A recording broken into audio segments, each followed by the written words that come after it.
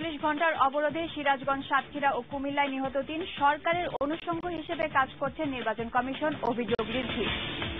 শাহজালাল আন্তর্জাতিক বিমানবন্দর থেকে আবারও সোনা উদ্ধার, রিজেন্ট এয়ারওয়েজের টয়লেটে পাওয়া গেল ২০ কেজি সোনার বার। শীতের শুরুতেই চট্টগ্রামে গ্যাস সংকট, বিপাকে আবাসিক গ্রাহকরা।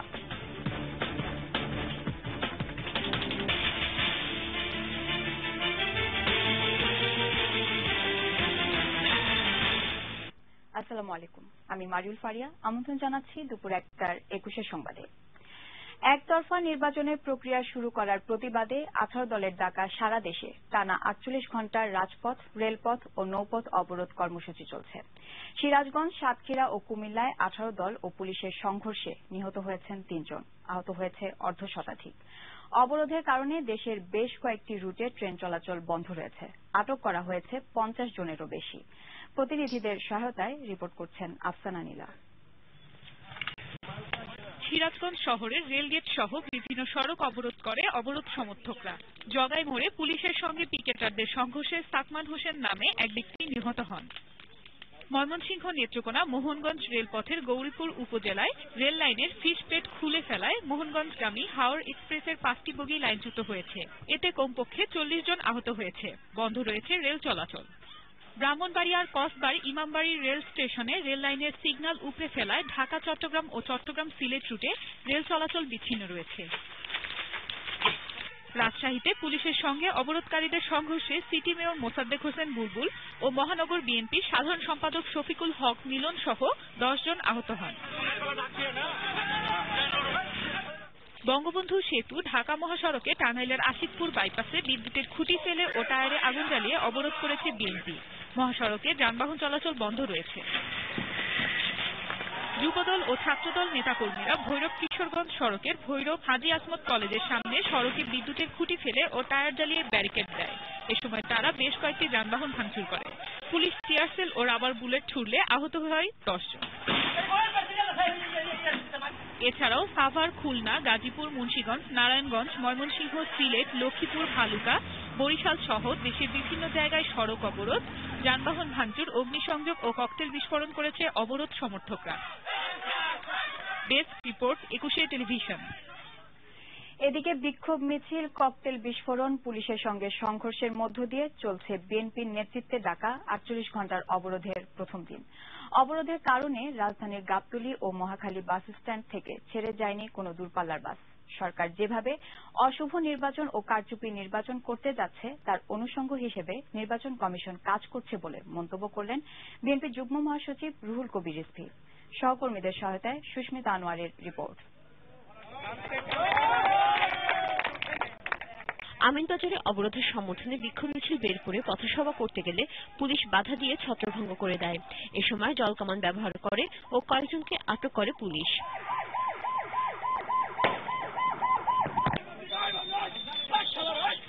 অবরোধের সমর্থনে পুরান ঢাকার বাংলা বাজারে মিছিল করে রাস্তায় আগুন দিয়ে অবরোধের চেষ্টা করে। সে সময় কয়েকটি ককটেলের বিস্ফোরণ ঘটায় তারা। বাসাবো, নন্দীপাড়া ও শাহজাহানপুরে অবরোধের সমর্থনে মিছিল করে রাস্তায় আগুন জ্বালিয়ে রাস্তা অবরোধের চেষ্টা করে। এ সময় কয়েকটি ককটেল বিস্ফোরণ ঘটায় অবরোধ সমর্থকরা।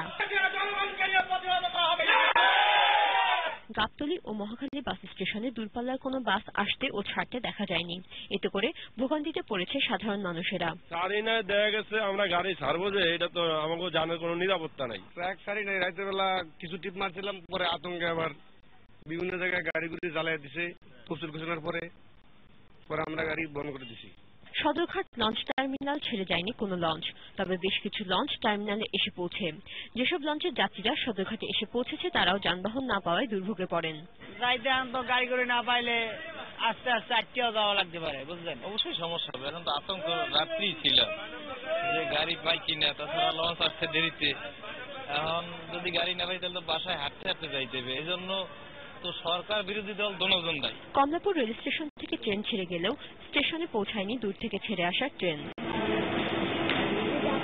এদিকে বিএনপির যুগ্ম মহাসচিব রুহুল কবির রিজভী বলেছেন, জাতির উদ্দেশ্যে দেয়া নির্বাচন কমিশনের ভাষণ সরকারের ইচ্ছা পূরণ মাত্র। সরকার যেভাবে একটা অশুভ নির্বাচন করতে চাচ্ছে, একটা পাতল নির্বাচন করতে চাচ্ছে, একটা কার্যকর নির্বাচন করতে চাচ্ছে, তারই অনুষঙ্গ হিসেবে নির্বাচন কমিশন কাজ করছে।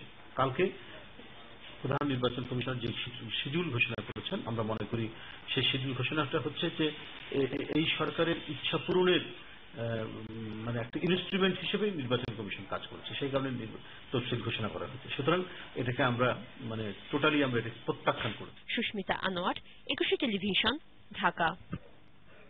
বিএনপি নির্বাচনে আসার আগেই ক্ষমতায় যাওয়ার নিশ্চয়তা চায় বলে মন্তব্য করেছেন বন ও পরিবেশ মন্ত্রী ডক্টর হাসান মাহমুদ। রাজধানীতে বঙ্গবন্ধু একাডেমি আয়োজিত এক অনুষ্ঠানে তিনি এই মন্তব্য করেন। গণতান্ত্রিক বিধি ব্যবস্থায় সরকার পরিবর্তনের জন্য নির্বাচন ব্যতি রেখে অন্য কোনো ব্যবস্থা নেই। সেই জন্য গতকাল প্রধান নির্বাচন কমিশনার নির্বাচনের তফসিল ঘোষণা করেছে। আমরা এই তফসিল ঘোষণাকে অভিনন্দন জানাই। তফসিল ঘোষণাকে সরকারের একতরফা নির্বাচনের নীল নকশা হিসেবে উল্লেখ করে তা প্রত্যাখ্যান করেছে গণতান্ত্রিক বাম মোর্চা। কমরেড নির্মল সেন মিলনায়তনে এক সংবাদ সম্মেলনে 5ই জানুয়ারি নির্বাচন অনুষ্ঠানের তফসিল স্থগিত করে সব দলের অংশগ্রহণ নিশ্চিত করে নতুন তফসিল ঘোষণারও আহ্বান জানান তারা। পাশাপাশি স্বাধীন নির্বাচন কমিশন গঠন এবং গণতান্ত্রিক নির্বাচনী ব্যবস্থা প্রতিষ্ঠারও দাবি জানান তারা। বর্তমান সরকার তারা যেভাবে নির্বাচন চান, এরকম একটা একতরফা নির্বাচনে যাওয়ার জন্যই ইলেকশন কমিশন তাদের যেটা বশীভূত তাদের যে ভূমিকা এবং সরকারের প্রতি তাদের যে অনুরাগ, আমরা দেখছি যে কার্যত সরকারি এজেন্ডা বাস্তবায়নের জন্য তারা যাচ্ছেন। সেজন্য আমরা বলেছি যে এই নির্বাচন কমিশনের পক্ষে আসলে একটা দেশে একটা স্বাধীন, নিরপেক্ষ, গ্রহণযোগ্য একটা ক্রেডিবল ইলেকশন করা এটা কার্যত অসম্ভব। হযরত শাহজালাল আন্তর্জাতিক বিমানবন্দর থেকে আবারও অবৈধভাবে আনা সোনা উদ্ধার করা হয়েছে। ভোরে এই 20 কেজি সোনা উদ্ধার করা হয়। কুয়ালালামপুর থেকে আসা রিজেন্ট এয়ারওয়েজের একটি ফ্লাইট থেকে উদ্ধার করা হয় এই সোনা। শাহজালাল আন্তর্জাতিক বিমানবন্দরের কাস্টম হাউসের কর্মকর্তারা জানান, ভোর 5:30টার দিকে রিজেন্ট এয়ারওয়েজের টয়লেট থেকে পরিত্যক্ত অবস্থায় 107টি সোনার বার উদ্ধার করা হয়। উদ্ধার করা সোনার দাম প্রায় 8 কোটি টাকা বলে কাস্টমস কর্মকর্তারা জানান। মানবতা বিরোধী অপরাধে অভিযুক্ত আওয়ামী লীগের বহিষ্কৃত নেতা মোবারক হোসেনের মামলায় সাফাই সাক্ষী গ্রহণের তারিখ নির্ধারণ করা হয়েছে 1 ডিসেম্বর। বিচারপতি এটিএম ফজলে কবিরের নেতৃত্বে 3 সদস্যের আন্তর্জাতিক অপরাধ ট্রাইব্যুনাল 1 আজ এদিন নির্ধারণ করেন। আসামি পক্ষ থেকে 12 জন সাফাই সাক্ষীর তালিকা দেওয়া হয়, তবে ট্রাইব্যুনাল ওই তালিকা থেকে 3 জন সাফাই সাক্ষী নির্ধারণ করে দেন। শীতের শুরুতেই গ্যাস সংকটে বিপাকে পড়েছেন চট্টগ্রামের আবাসিক গ্রাহকরা। প্রায় প্রতিদিনই সকাল থেকে বিকেল পর্যন্ত নগরীর বেশিরভাগ বাসা বাড়িতে গ্যাস চাপ কম থাকে। চাহিদার তুলনায় সরবরাহ কম থাকার কথা স্বীকার করেছে কর্তৃপক্ষ। চট্টগ্রাম থেকে নয়ন বড়ুয়া জয়ের রিপোর্ট, জানাচ্ছেন রত্না জামান। বাণিজ্যিক নগরের আশকার দিঘির পাড়, সাবেরিয়া, বাকলিয়া, আগ্রাবাদ, জিসি মোড়, হালিশহর ও এনায়েত বাজার সহ নগরীর বিভিন্ন এলাকায় কয়েকদিন ধরে গ্যাসের চাপ কম। ব্যাহত হচ্ছে রান্নাবান্না, বাড়ছে ভোগান্তি। বাধ্য হয়ে কেরোসিনের চুলোয় রান্না করতে হচ্ছে। সকালে 7টার দিকে চলে যায়, একদম 3টা, 2:30, 2টা এভাবেই আসে। খুব অসুবিধার মধ্যে আছি আমরা। এক সপ্তাহ যাবত এই সমস্যাটা হচ্ছে। তো আসলে গ্যাসের চাপ এত বেশি কমে গেছে যে মূল যে সময়টা, ওই সময়টাতে রান্না বান্না করার যে কাজটা থাকে সেটা হয় না। হোটেল থেকে এনে খাওয়া সম্ভব তো না প্রতিদিন, এই জন্য ওটা যদি সরকার দেখে এটা ভালো হবে আর সবার। বন্দর নগরীতে 3.5 লাখেরও বেশি আবাসিক গ্রাহকের চাহিদা মেটাতে দিনে প্রয়োজন অন্তত 37 মিলিয়ন ঘনফুট গ্যাস। সরবরাহ কম থাকার কথা স্বীকার করে কর্তৃপক্ষ। আবাসিক গ্রাহকের ক্ষেত্রে স্বল্প চাপের জন্য যে সংকটটা হচ্ছে সেটাও আমরা মনিটর করছি এবং সেটা অ্যাড্রেস করছি এইভাবে যে আমাদের কর্মী বাহিনী এবং কর্মচারীরা তারা মাঠে রয়েছেন, তারা বিভিন্ন স্টেশন এবং নেটওয়ার্কে যেখানেই যে সমস্যাটা হচ্ছে তাৎক্ষণিকভাবে সেটা ইন্টারভেন করছেন। সরবরাহ না বাড়িয়ে রেশনিং করে কতদিন চলমান থাকবে এমন সংকট, সেটাই প্রশ্ন গ্রাহকদের। Desk report, 21 television. দর্শক, শেয়ার বাজারের এই মুহূর্তের খবর জানাতে আপনাদের নিয়ে যাচ্ছি ঢাকা ও চিটাগং স্টক এক্সচেঞ্জে। ডিএসিতে আছেন রহমান রণ এবং সিএসিতে আছেন নাসির ইমন।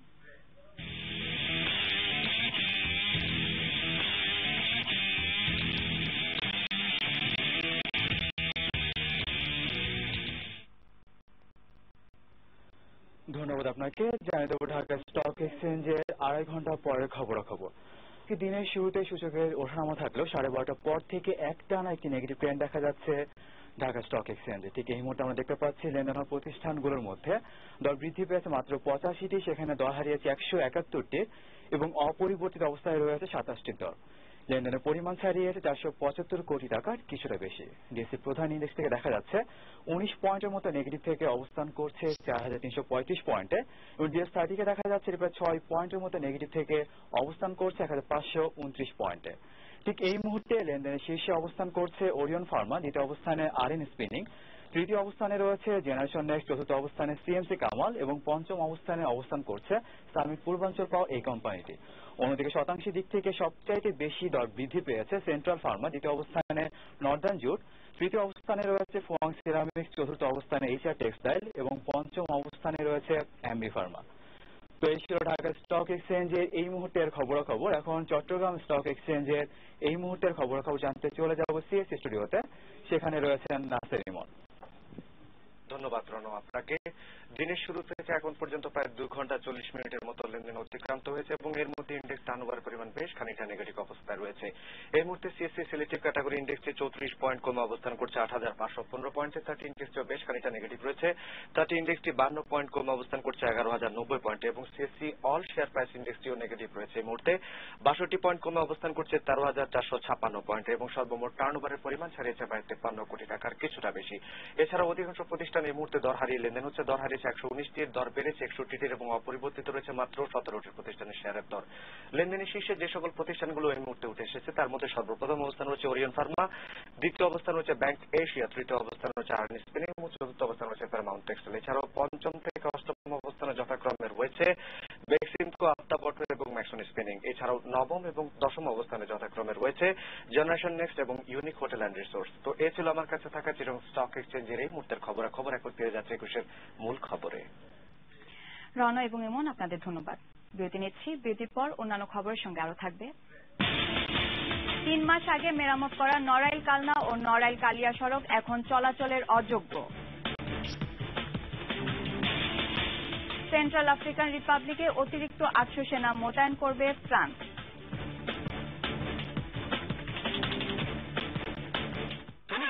দাবিতে গোয়া কল্যাণ সমিতি মাঠে নেমেছে।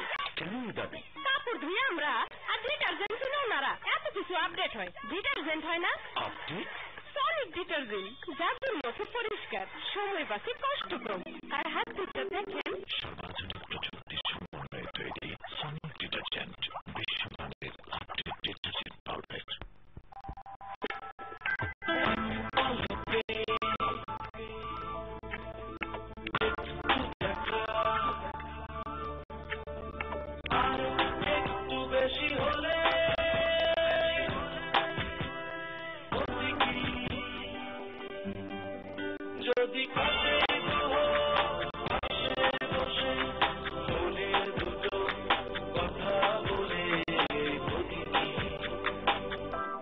যত কথা তত বোনাস। প্রতিদিন টার্গেটের বেশি কথা বললেই জিপি টু জিপি কলে 100% বোনাস। ফ্রি রেজিস্ট্রেশনের জন্য ডায়াল করুন *999*2#। চলো বহুদূর। গ্রামীণ ফোন। ভাই, তুই এখন বাবা হয়েছিস, জায়গা কর। তুইও তো চাচু হয়েছিস, তুই কর। ঠিক আছে। ওয়েলেক্সে পুরোনো জিনিসপত্র গেল 45,000, আর ওয়েলেক্সে টোটরের ফার্নিচার গেল 30,000।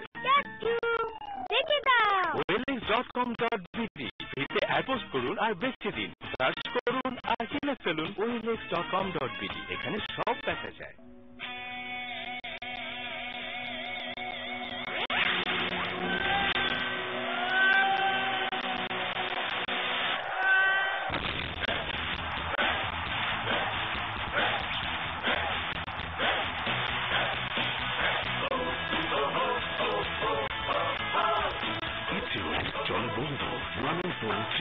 সবচেয়ে শক্তিশালী ইন্টারনেট অভিজ্ঞতার জন্য জন্য 2GB 3G প্যাক 400 টাকায়। ডায়াল করুন *500 *56#।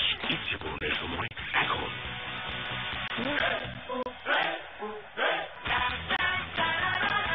জনবহুল গ্রামীণ ফোন। রেইন পাওয়ার হোয়াইট কাপড়ের গভীর থেকে ময়লা পরিষ্কার করে কাপড়কে করে 2 গুণ সাদা। ডাভ কয়েকজন বন্ধুকে ডাভ কিসিং গেম খেলতে বলল, যেখানে এক বন্ধুকে মুখের এক পাশে সাবান ব্যবহার করতে হবে আর অন্য পাশে ডাভ, আর অন্য বন্ধুকে ছুঁয়ে পার্থক্যটা বলতে হবে। এই দিকটা একটু রফ, এই দিকটা স্মুথ সিল্কি, মনে হয় এই দিকটা ডাভ, এই দিকটাই ডাভ, এটা আমি নিয়ে যাচ্ছি। এটা আমার সব স্মুথ স্কিন এখন দারুণ দামে। ডাভ 50 গ্রাম মাত্র 48 টাকায়।